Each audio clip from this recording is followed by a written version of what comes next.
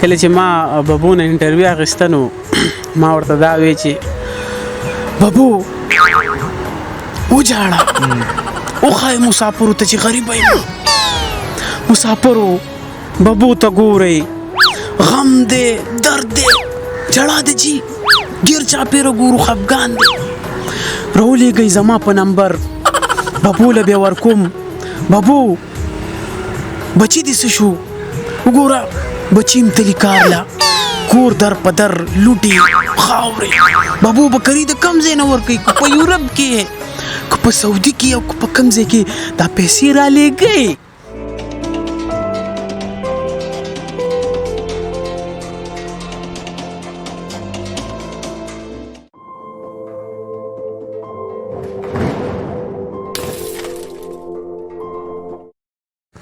سلامونه نیکی خیلی به احترامات قدرمند استاد سرور محمد کاشف یم او تاسو ګورئ جندیش نغر ټي وي ملګرو راغلی مردان سیمې ته مردان سیمه کې شهاب بای سره ناستې کومه یو پنی ویډیوګانې سازي ډېر ښکلی اکټر دی ډېر ښکلي ویډیوګانې سازي شهاب بای په پروګرام کې ته نیکی خیلی احترامات ویم د وخت راکولو یو جهان مننه ډیره مننه شکریا ستاسو د راتلو ډیره مننه چې تاسو د هغه 400 سر نه مال رالې ډیره مننه شکریا شهاب بای مینوال ته به څرګنده کوي چې د پنې ویډیوګانې هم د کله نه شروع کړلې او په ټیم کې څونه کسان دي یاره کاشف بای فني ویډیوګانې خو ما تقریبا چې زما کال ته برابرېږي چې ما سټارټ اغوستی دی چونکې زما خپل داسې ماته د ایډیټینګ داسې چل نه راځي نه راته کیمرامیني راځي که زه د کیمرې ته ودرولم نو بیخي په سټارټ هم زه نه پوهېږم چونکې زما کلاس پیلو دی ما سره ډېر ټایم تېر کړی شپږ اووه کال یې راسره په کلاس کې تېر کړي دي یو ځای روان و عقیب دا خوا کې چې سره ولاړ دی څنګ په څنګ نو دا کریډټ زه ټول دله ورکوم ځکه دی زما کیمرامیني هم کوي دی زما ایډیټینګ هم کوي ډایرکشن هم دی ما ته راکوي او کله چې ما سټارټ اخیستو نو چونکې دله زه ورغلم دته ما وویل چې یاره ته ایډیټینګ هم کوې کیمرامیني هم کوې صرف ما ته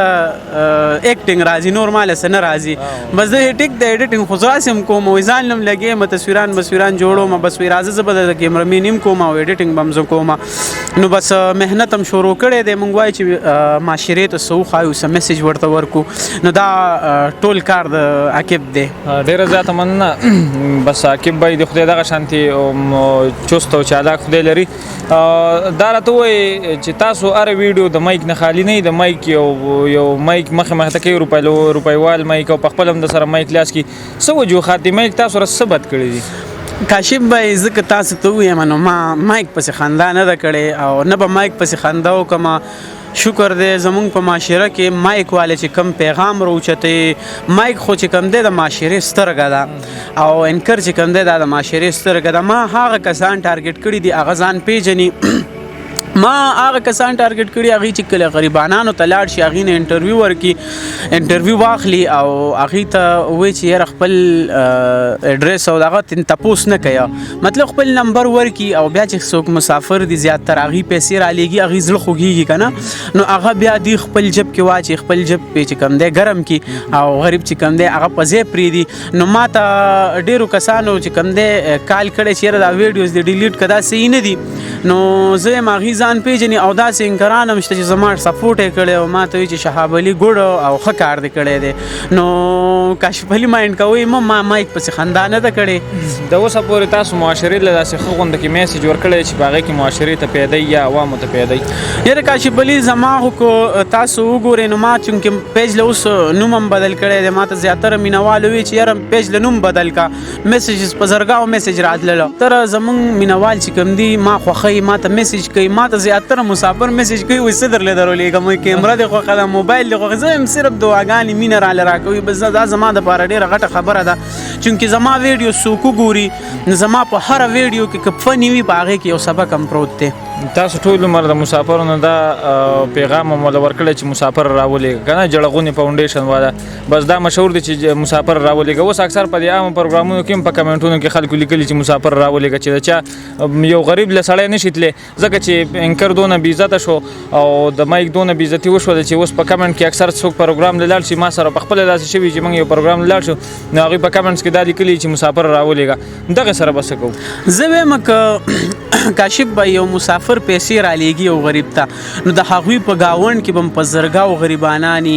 د پرور په لاس تې راولېږي د پلار په لاس تې راولېږي د ماما د زوی په لاس تې راولېږي هغه حصه دې هغه غریب ته ورکړی شي. هر سړي ته پته ده چې زما په ګاونډ کې غریب دی چونکې که زه د کیمرې په سترګه باندې یو غریب راولم په کار ده چې بیا زه د هغه نمبر ورکړم د هغې اډرس ورکړم چې هغه ته هغه پیسې په ځای باندې میلاو شي. ډیره سمه ده. تاسو خبره وکړله چې کار په کار دی او معیاري کار په کار دی که نه لکه ستاسو د خبرې نه چون دغه دی انشاءالله داسې به نه کېږي خو بیا هم موږ دغه میسیج ورکوو چې دغه انکاران